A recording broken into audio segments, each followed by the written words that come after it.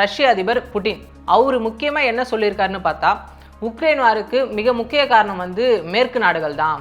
அவங்க வந்து எங்களை தனித்து விட பார்க்குறாங்க, ரஷ்யாவை ஒருபோதும் அது மாதிரி தனித்து விட முடியாது அப்படின்னு சொல்லியிருக்காரு.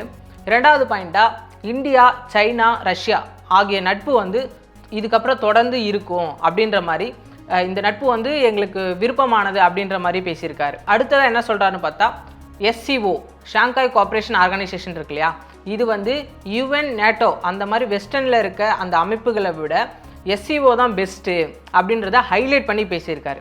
இதுக்கப்புறம் பார்த்தா இந்திய பிரதமர் மோடி அவர் இந்த கூட்டத்தில் கலந்துக்கிட்டதே ஒரு முக்கியமான விஷயமா பார்க்கப்படுது. என்ன காரணம்னா, 7 வருஷத்துக்கு அப்புறம் இப்போ தான் சைனா போயிருக்காரு.